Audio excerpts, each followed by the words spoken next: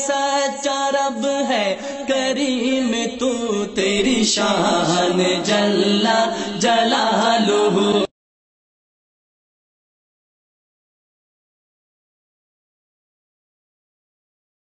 আয়েশা রাদিয়াল্লাহু তাআলা আনহা বলেন, আমরা দুইজন ফরজ গোসল করছিলাম গোসলখানায়। বালতিতে পানি ছিল, দুইজনই পানি নেওয়ার জন্য চেষ্টা করছিলাম, তাড়াহুড়া করছিলাম। আমি বলছিলাম দা আলী দা আলী, আরে আপনি ছাড়েন আমিনি। তিনি বলছেন আরে আপনি ছাড়েন আমিনি। এই বিবরণে বলা হয়েছে তখন উভয়ের পরনে কাপড় ছিল না। নাহমাদুহু ওয়া নুসাল্লি আলা রাসূলিহিল কারীম, আম্মা বাদ। ইতিপূর্বে আমরা অনলাইনে শেখ আব্দুর রাজ্জাক বিন ইউসুফের জুমার খুতবায় আলোচনা করেছেন। তিনি রাসূল করিম সাল্লাল্লাহু আলাইহি ওয়াসাল্লাম এবং আম্মা জান আয়েশা রাদিয়াল্লাহু তাআলা আনহার গোসল সংক্রান্ত হাদিস। এই হাদিস তিনি বর্ণনা করে এক পর্যায়ে তিনি এই বক্তব্য দিয়েছেন, এই কথা বলেছেন যে বিবরণে এসেছে হুজুর সাল্লাল্লাহু আলাইহি ওয়াসাল্লাম এবং আয়েশা রাদিয়াল্লাহু তাআলা আনহা তখন তাদের পরনে কখন কাপড় ছিল না, এই বক্তব্য তিনি দিয়েছেন। এর জবাবে মুফতি লুৎফুর রহমান ফরাজি সাহেব উনি আরেকটা ভিডিও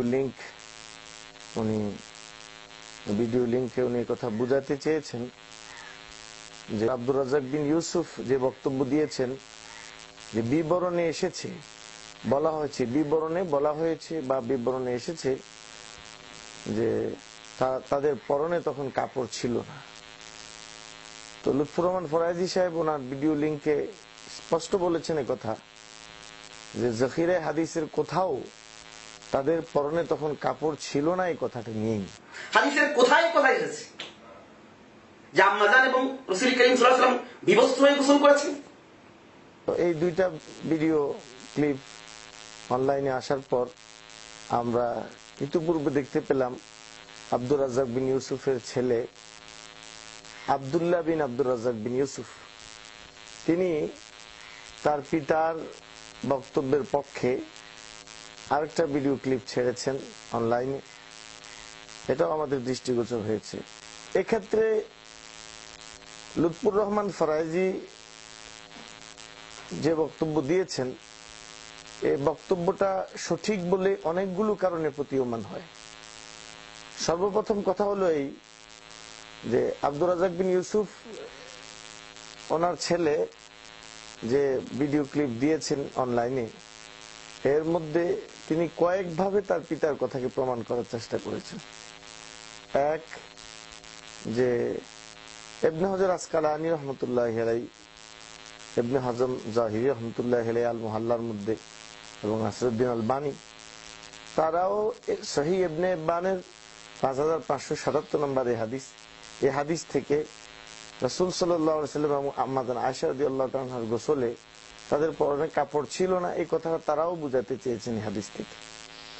তো ওনার ছেলের কথা থেকে এই কথা স্পষ্ট হয়ে গেল যে হাদিসের মধ্যে তাদের উভয়ের পরনে কাপড় ছিল না, এই কথাটা নেই। এই কথাটা ইবনে হাজার আসকালানির কথা, এই কথাটা ইবনে হাজম জাহিরির কথা, এই কথা নাসিরউদ্দিন আলবানীর কথা। তো এই কথার দ্বারা তো আর হাদিস তৈরি হয় না। হাদিস তো ইবনে হাজার আসকালানির কথাকে বলে না, হাদিস তো ইবনে হাজমের কথাকে বলে না, হাদিস তো আলবানীর কথাকে বলে না, হাদিস তো রাসূল করিম সাল্লাল্লাহু আলাইহি ওয়াসাল্লামের কথা কাজকর্মকে বলে। এখন যে হাদিসের যে শব্দগুলো আসছে, এর শব্দের ভিতরে তো এই কথাটি নেই।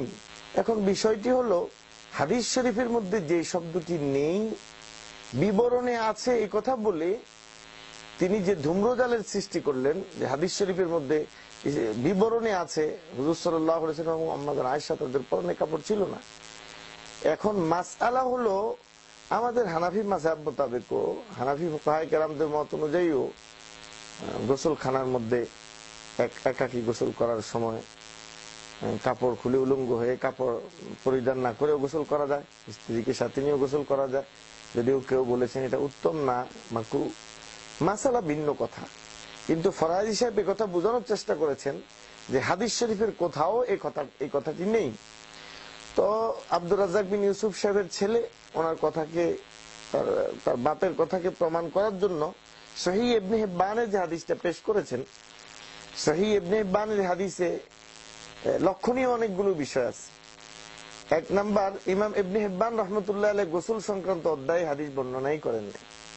হযরত আম্মা জান আয়েশা রাসূল করিম সাল্লাল্লাহু আলাইহি ওয়াসাল্লামের গোসল সংক্রান্ত যে হাদিসগুলো আছে ইবনে হিব্বানের 1193 নম্বর এবং 94 নম্বর হাদিস, উনি ওখানে কোথাও এই হাদিস বর্ণনা করেন নাই। এই হাদিস বর্ণনা করছেন কিতাবুল হাজরি ওয়াল ইবাহাতের মধ্যে। তো ওখানে তিনি বাব অধ্যায় লিখেছেন যিকরুল আখবারি আম্মা ইয়াজিবু আলান নিসাই মিন গুদ্দিল বাসার ওয়া লুজুমিল বুয়ুতি লিআল্লা ইয়াকা বাসারহুন্না আলা আহাদিম মিনার রিজাল ওয়া ইন কানা রিজালুহুম ইয়ানান। হযরত ইমাম ইবনে হিব্বান রাহমাতুল্লাহ অধ্যায় যে অধ্যায় হাদিসটি এনেছেন সেটা হলো ওই হাদিস সংক্রান্ত আলোচনা যে হাদিসগুলোর মধ্যে মহিলাদের উপর এটা ফরজ করা হয়েছে তাদের দৃষ্টিকে অবনত রাখা এবং তারা ঘরের ভিতরে থাকা, যাতে তাদের দৃষ্টি অন্য কোনো লোকের উপর না পড়ে, অন্য কোনো পরপুরুষের উপর না পড়ে, যদিও ওই পুরুষ অন্ধই হোক না কেন। তো তিনি হাদিস বর্ণনা করছেন আখবারানা আল হাসান ইবনে সুফিয়ান قال حدثنا عبد الرحمن بن ابراهيم قال حدثنا محمد بن شعيب قال حدثني عقبة بن ابي حكيم انه سأل سليمان بن موسى عن الرجل ينظر الى فرج امراته فقال سألت عنها عطاء فقال سألت عنها عائشة رضي الله عنها فقالت كنت أنا وحبي صلى الله عليه وسلم كنت أغتسل أنا وحبي صلى الله عليه وسلم من الإناء الواحد تختلف فيه أكفنا وأشارت إلى إناء في البيت قدره 6 أقساط। এটা সহিহ ইবনে হিব্বানের 5577 নম্বর হাদিস। এই হাদিসের মধ্যে দুইজন বর্ণনাকারী সমালোচিত। এদের মধ্যে একজন উতবা ইবনে আবি হাকিম। উতবা ইবনে আবি হাকিমের ব্যাপারে এই হাদিসের আলোচনায় ইমাম হযরত শুআইব আরনাউত রাহমাতুল্লাহি আলাইহি এই হাদিসের তাহকিক করেছেন, যেটা মাকতাবাতুত তুরাসিল আরবি থেকে বৈরুত থেকে চেপেছে যে নুসখা, এর ভিতরে শুআইব আরনাউত রাহমাতুল্লাহি আলাইহি আইম্মাদের বক্তব্যগুলো উতবা ইবনে আবি হাকিমের ব্যাপারে তিনি এনেছেন। দাআফাহু ফি রাওয়ায়াতিন ইবনে মাঈন وهي رواية ابن أبي خيثمة। ابن أبي خيثمة رواية مطابق ইমাম ইবনে মাঈন রাহমাতুল্লাহি আলাইহি উতবা ইবনে আবি হাকিমকে যঈফ বলেছেন। ইমাম নাসাই قال النسائي ضعيف, ইমাম নাসাই বলেন তিনি যঈফ। قال ابن أبي حاتم كان أحمد يوهنه قليلا, ইমাম আহমদ ওনাকে খুব গহান মনে করতেন, যঈফ মনে করতেন। قال محمد بن عون الطائي ضعيف। ওনারা সকলেই উতবা ইবনে আবি হাকিমকে যঈফ বলেছেন, যদিও অনেকে ওনাকে সিকা বলেছেন, সাদুক বলেছেন। ওনার যঈফ হওয়ার ক্ষেত্রে ওনার যঈফ হওয়ার ব্যাপারেও অনেক ইমামদের বক্তব্য আছে। এরপরে ওনার উস্তাদ সুলাইমান ইবনে মুসা ওনার ব্যাপারে ক্বাল আবু হাতিম মাহাল্লুহু আস-সিদকু ওয়া ফি হাদিসি বাদুল ইসতিরাবাত। আবু হাতিম রাহমাতুল্লাহি আলাইহি বলেন যে সুলাইমান ইবনে মুসা উনি তো সত্যবাদী, কিন্তু ওনার হাদিসের মধ্যে অনেক ইসতিরাবাত আছে। ইমাম বুখারী বলেন ইনদাহু মানাকির, তার কাছে অনেক আপত্তিজনক হাদিস আছে। ইমাম নাসাই বলেন উনি একজন ফকি ছিলেন, কিন্তু হাদিসের ক্ষেত্রে শক্তিশালী ছিলেন না। তো দুইজন বর্ণনাকারী এই হাদিসের মধ্যে সমালোচিত। আরো দ্বিতীয় লক্ষণীয় বিষয় হলো এই হাদিসটি ইমাম ইবনে হিব্বান ব্যতীত আর কোন হাদিসের ইমাম তাদের কিতাবে হাদিস বর্ণনা করেনি। সবচেয়ে বড় বিষয় হলো এই যে রাসূল করিম সাল্লাল্লাহু আলাইহি সাল্লামের সতর দেখেন নাই, লজ্জাস্থান দেখেন নাই, এই সংক্রান্ত জয়ীফ হাদিসগুলো ইমাম তিরমিজি রহমতুল্লাহি আলাইহি, ইমাম আহমদ ইবনে হাম্বল রহমতুল্লাহি আলাইহি, যেমন এই জয়ীফ হাদিসগুলো ইমাম তিরমিজি শামাইলের মধ্যে, ওনার শামাইলে তিরমিজি 242 নম্বর হাদিসে, ইমাম ইবনে মাজাহ রাহমাতুল্লাহি আলাইহি 6662 নম্বর হাদিসে, ইমাম ইবনে আবি শাইবা ওনার মুসান্নাফের মধ্যে 1131 নম্বর হাদিসে, ইমাম ইসহাক ইবনে রাহওয়াই ইমাম বুখারীর উস্তাদ তিনি ওনার মুসনাদের মধ্যে 1038 নম্বর হাদিসে, মুসনাদ আহমদ ইবনে হাম্বল ইমাম আহমদ ইবনে হাম্বল 25568 নম্বর হাদিসে হযরত আয়েশা রাদিয়াল্লাহু তাআলা আনহা ওই হাদিস বর্ণনা করেছেন, মা রাআইতু ফরজা রাসূলিল্লাহ সাল্লাল্লাহু আলাইহি ওয়াসাল্লাম, আমি আল্লাহর হাবিব সাল্লাল্লাহু আলাইহি ওয়াসাল্লামের লজ্জাস্থান কখনো দেখি নাই। ইমাম তিরমিজি তো শামাইলে তিরমিজিতে রাসূল করিম সাল্লাল্লাহু আলাইহি ওয়াসাল্লাম লজ্জার অধ্যায়ের ভিতরে এই হাদিস বর্ণনা করেছেন যে রাসূল করিম সাল্লাল্লাহু আলাইহি ওয়াসাল্লামের লজ্জাস্থান বা সতর আম্মা আয়েশা দেখেন না। এই হাদিসগুলো জয়ীফ, কিন্তু এই জয়ীফ হাদিসগুলো এই মুহাদ্দিসিন কেরাম তাদের কিতাব এনেছেন, কিন্তু ইবনে হিব্বানের এই রওয়ায়াতটা তারা কেউ তাদের হাদিসের তাদের নিজস্ব কিতাবের মধ্যে রওয়ায়াতগুলো আনেন নাই। সবচেয়ে বড় আশ্চর্যজনক বিষয় হলো ইমাম বুখারী রাহমাতুল্লাহি আলাইহি সহিহ বুখারীতে কোনো আলোচনায় এদিকে ইশারাও করেন নাই রাসূল করিম সাল্লাল্লাহু আলাইহি ওয়াসাল্লাম কাপড়বিহীন বা উলঙ্গ হয়ে বা কাপড় খুলে গোসল করেছেন। এটা রাসূল করিম ইমাম বুখারী রাহমাতুল্লাহি আলাইহি কোথাও বলেন নাই সহিহ বুখারীতে। বরং আইয়ুব আলাইহিস সালাতু ওয়াস সালামের ঘটনা তিনি বর্ণনা করেছেন, অন্যান্য ঘটনা তিনি বর্ণনা করেছেন, সহিহ বুখারী শরীফ মুসা আলাইহিস সালামের কথা বর্ণনা করেছেন। এগুলো বর্ণনা করে তিনি যে কাপড় খুলে গোসল করা জায়েজ এর উপর দলিল পেশ করেছেন, কিন্তু রওয়ায়াত তিনি সহিহ বুখারীতে আনেন নাই। ইমাম মুসলিম রাহমাতুল্লাহি আলাইহি আনলেন না। ইমাম নাসাঈ, ইমাম ইবনে মাজাহ সহ তামাম বড় বড় আইম্মা, ইমাম আহমদ ইবনে হাম্বল ওনার মুসনাদে কত অসংখ্য জয়ীফ হাদিসও তো এনেছেন, কিন্তু এই রওয়ায়াত তিনি আনলেন না। শুধু ইমাম ইবনে হিব্বান রাহমাতুল্লাহি আলাইহি তার কিতাবে হাদিস বর্ণনা করেছেন, এবং ওই বর্ণনার মধ্যে দুইজন রাবী সমালোচিত, দুইজন রাবী। ইমাম যাহাবী রাহমাতুল্লাহি আলাইহি তো বলেছেন মুখতালাফুন ফি তাওসীকি ওয়া ক্বালা আবু হাতিম সালিহুল হাদিস। ইমাম যাহাবী রাহমাতুল্লাহি আলাইহি উতবা ইবনে আবী হাকিমের আলোচনা করতে গিয়ে বলেন ওনার সাকা হওয়ার ব্যাপারে ইখতিলাফ হয়ে গেছে। হযরত ইবনে হাজার আসকালানী বলেন সাদুকুন, সত্যবাদী, কিন্তু ইউখতি কাসীরান, খুব গলত করতেন, খুব ভুল করতেন। তাহলে কি অন্য সমস্ত মুহাদ্দিসিন কেরাম আর ওনার এই ভুলের ব্যাপারে তাদের অনুভূতি থাকার কারণেই তারা তাদের কিতাবের মধ্যে হাদিস আনেন নাই? এমন তো হতে পারে না যে কোনো মুহাদ্দিসই হাদিস পান নাই, শুধু ইমাম ইবনে হিব্বানই হাদিস পেয়েছেন। বড় আশ্চর্যজনক আমাদের এই ভাইদের চরিত্র। তাহলে এই যে মনে করে একটা ছোট্ট উদাহরণ, তাহলে এই যে আমরা যদি রফিয়াদাইনের ব্যাপারে তিরমিজি শরীফে হাদিস পেশ করি, তো তারা বলে সহিহ বুখারী সহিহ মুসলিম শরীফের মধ্যে রফিয়াদাইন করার হাদিস আছে, এখানে তিরমিজির হাদিস কেন?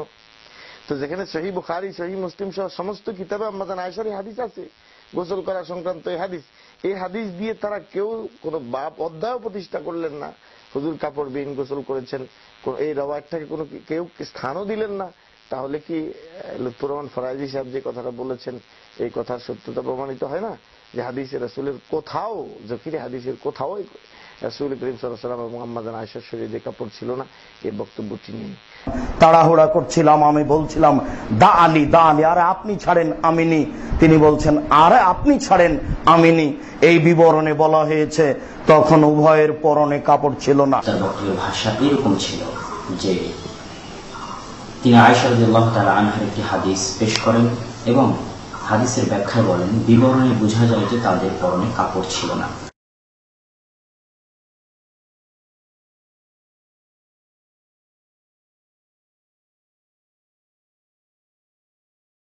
সবচেয়ে বড় অবাক করার কথা হলো এই যে ওনার ছেলে পিতার পক্ষে অবস্থান নিয়েছে অন্ধভাবে, যেটা জাহিলিয়তের সিফত, আসাবিয়ত ইসলামের মধ্যে নেই।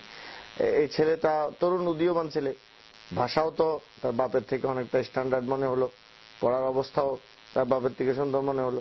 তো সে এই ছেলেটা যদি বাস্তবেই বাপের যোগ্য সন্তান, সে অকুণ্ঠ চিত্তে এই কথাটা স্বীকার করতো জাতির সামনে, হ্যাঁ আমার আব্বা যে কথাটা বলেছে বর্ণনায় এসেছে, বর্ণনায় বলা হয়েছে, আমার আব্বার এই কথাটা সঠিক হয় নাই, বরং আমার আব্বা এভাবে বলা দরকার ছিল যে এই বর্ণনা সম্পর্কে মুহাদ্দিসিন কেরাম বলেছেন বা ফুকায়ে কেরামদের মধ্যে অমুক অমুক বলেছেন, এভাবে যদি তিনি কথাটা বলতেন, ও তার ছেলে কথাটা বলতো, তাহলে তার বাপের অবস্থানও পরিষ্কার হতো, তাদের অবস্থানও পরিষ্কার হতো। আমরা তাদেরকে অনুরোধ করব যে আল্লাহর হাবিব সাল্লাল্লাহু আলাইহি সাল্লামের ব্যাপারে বর্ণনাগুলো করার ক্ষেত্রে, বিশেষ করে রাসূলের হাদিস বর্ণনা করার ক্ষেত্রে খুব গভীরভাবে লক্ষ্য করা চাই যে আমাদের পক্ষ থেকে কোনো শব্দ সংযোজন বিয়োজন আল্লাহ রাসূলের হাদিসের মধ্যে হয়ে যায় কিনা, যার দ্বারা রাসূলের ঘোষণা অনুযায়ী আমরা জাহান্নামী হয়ে যাই। এজন্য রমাদানুল মুবারকে তাদের কাছে আমাদের এটা অনুরোধ থাকবে যে ভুলই আমরা স্বীকার করে নিই, এটা আল্লাহ রাসূলের হাদিসের কোথাও, হাদিসের শব্দের কোথাও রাসূল করিম সাল্লাল্লাহু আলাইহি ওয়াসাল্লামের গায়ে, আম্মা জান আয়েশার গায়ে কাপড় ছিল না, এই শব্দের হাদিসের কোথাও নাই। বরং এই হাদিস থেকে কোন কোন মুহাদ্দিস এই কথা বুঝেছেন, তারা তাদের অভিব্যক্তি পেশ করেছেন, এটা হাদিস হিসেবে না বরং তাদের মতামত হিসেবে। আল্লাহ পাক রব্বুল আলামিন আমাদেরকে সহি কথা বুঝার তৌফিক দান করেন। আল্লাহু আল্লাহু আল্লাহ আল্লাহু